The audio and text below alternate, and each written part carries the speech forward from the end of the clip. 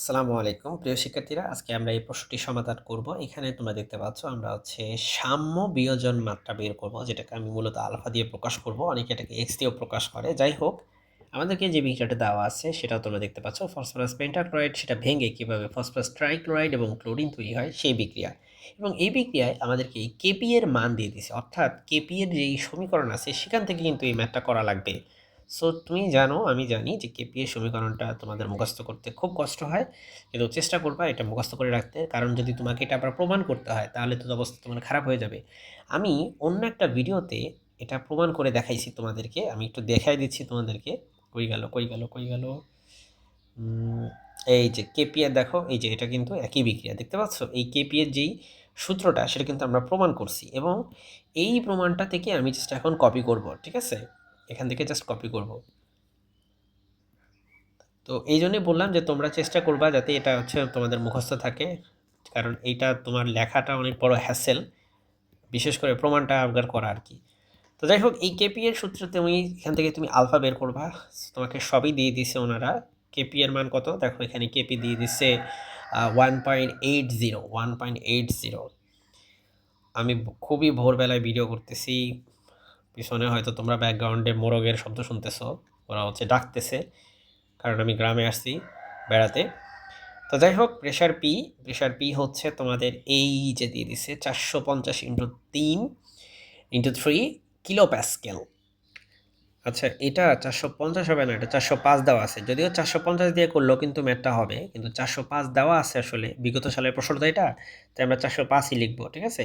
405 × 3। তো যাই হোক, আলফা স্কোয়ার আর পি এর মান দেখো আমরা বসাই দিব। পি এর মান হচ্ছে 405।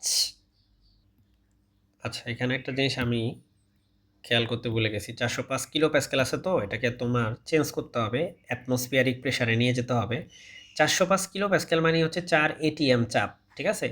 সো পি এর মান তোমার দেওয়া আছে এখানে 4 এটিএম। ওকে, আচ্ছা, আর কি দেওয়া আছে? আর আমাদের দেওয়া আছে কেপি এর মান দেওয়া আছে, সেটাও তুমি এই পাশে লিখে ফেলো। কেপি এর মান হচ্ছে 1.80, ঠিক আছে? কেপি এর মান।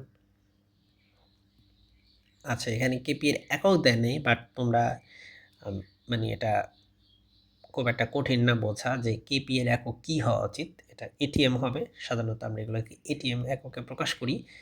সো যেহেতু এই বিক্রিয়াটায় দেখো এখানে মূল সংখ্যা এই পাশে হচ্ছে 2, এদিকে 1, তাই 2 থেকে 1 বাদ দিলে হয় হচ্ছে 1, তাই এটিএম হবে। তোমরা এগুলো জানো নিশ্চয়ই, এই সমস্ত হিসাব কিতাব, ঠিক আছে? সো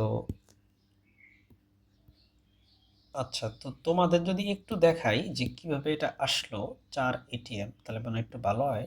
এটা তো আমি দেখালাম না।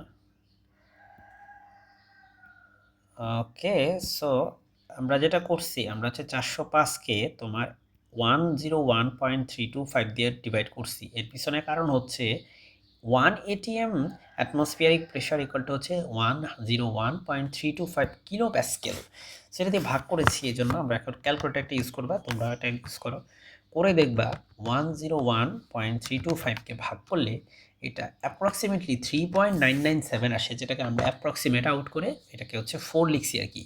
আসলে আসে কত? এখানে 4 আসে না, আসে আসলে 3.997 আসে।